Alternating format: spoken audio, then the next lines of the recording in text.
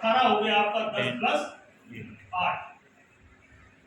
जो हम बच्चे से कहते हैं यहाँ से 1 ले लो, यहाँ से 1 लेते हैं, यहाँ से 1, तो ये कितना होता है और ये 0 क्या होता है एक्चुअल में?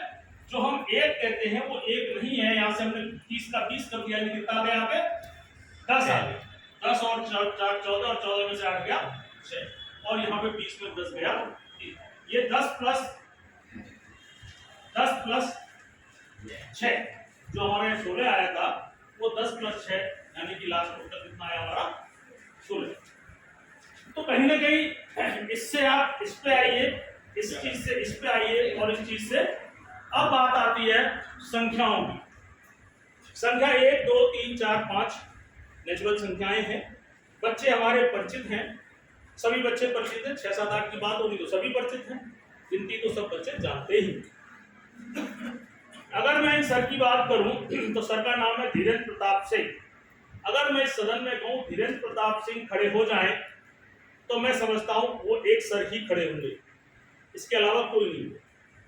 कल फिर हम यहाँ पे ट्रेनिंग में बैठेंगे, हो सकता है धीरेन्द्र प्रताप सिंह को वो जगह ना मिले, शायद उधर बैठ जाए, शायद इधर बैठ जाए, शायद इधर बैठ जाए। लेकिन मैं सदन में धीरेन्द्र प्रताप सिंह कहूंगा तो किसी भी कोने में क्यों न बैठे वही खड़े होंगे। ये उन सर का स्थानीय मान है, सॉरी गलत बोले, अंकित मान, फेस वैल्यू, चेहरे की वैल्यू, जिसे हम फेस वैल्यू बोलते हैं, हिंदी में हम अंकित मान बोलते हैं। इस सदन में कहीं भी क्यों न वो बैठे हैं, जातीय मान भी कहते हैं, हाँ वो पर्यायवाची है, वो कोई दिक्कत नहीं है। अंकित मान, फेस वैल्यू, जातीय मान, अगर उसको इंग्लिश में हम बोले तो वो ज्यादा बेटर, फेस चेहरे की वैल्यू, वो ज्यादा अप्रोप्रिएट वर्ड है।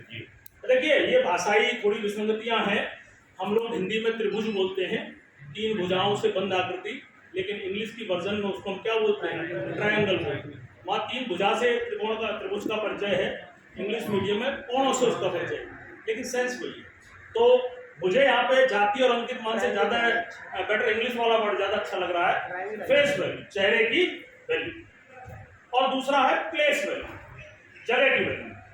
मैं आज कह रहा हूं कि सर दूसरी रो में, दूसरी पंक्ति में 5वें स्थान पर जो शिक्षक बैठे हुए हैं वो खड़े हो जाए, मुझे नहीं मालूम कौन है। कल आज जो इस स्थान पर जो बैठे होंगे दूसरी पंक्ति में 5वें स्थान पर जो आज बैठे होंगे, इसकी कोई गारंटी नहीं है कि कल वहां पे वो बैठे मिले जी। अगर कल मैं यही बात कहूंगा कि सर दूसरी पंक्ति में 5वें टीचर खड़े हो जाएं तो इट में पॉसिबल कि कल कोई दूसरा शिक्षक हो सकता है, आज कोई और हो सकता है, परसों कोई और हो सकता है। कहने का मतलब वहां पे जगह की इंपॉर्टेंस है, प्लेस वैल्यू है, यानी मैं उसकी जगह के एड्रेस से उन शिक्षक को बुला रहा हूं। तो अब आइए उसको आप इसी चीज से जोड़िए। इसी प्रकार हमारी संख्याओं का भी स्थान निर्धारण का यह एक इंस्ट्रूमेंट, कुछ नहीं, ये खिलौना है, गणित का एक खिलौना है।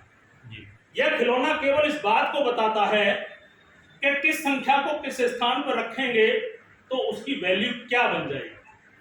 अगर मैं केवल एक एक डिजिट दिखाऊं आपको, 4 5 3 7, तो उसको आप सभी लोग एक ही बोलेंगे 4 5 3, क्योंकि उसका क्या है, फेस वैल्यू है, उसका अंकित वैल्यू है, जातीय मान है। लेकिन अगर मैं 4 और 8 अलग अलग आपको दिखा रहा हूं, 4 सभी 4 ही बोलेंगे, 8 को 8 ही बोलेंगे।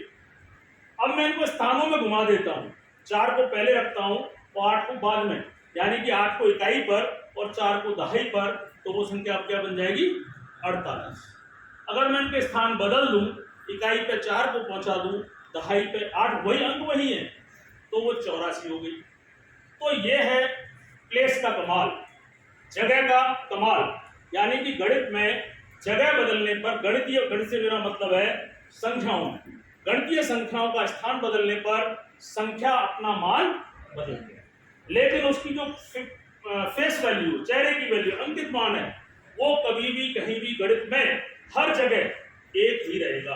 8 है तो 8 ही रहेगा, 4 है तो 4 ही। अब देखिए इस पे हम आते हैं, ये पांचों रॉड संख्याओं का स्थान बताते हैं। वैसे ये इंस्ट्रूमेंट दशमलव संख्याओं के लिए है, लेकिन जैसा कि मैंने आपको पहले ही मैंने बताया कि आपको 10 मिनट लगेंगी, आप पहले दशमलव से पहले संख्याओं से स्टार्ट करिए।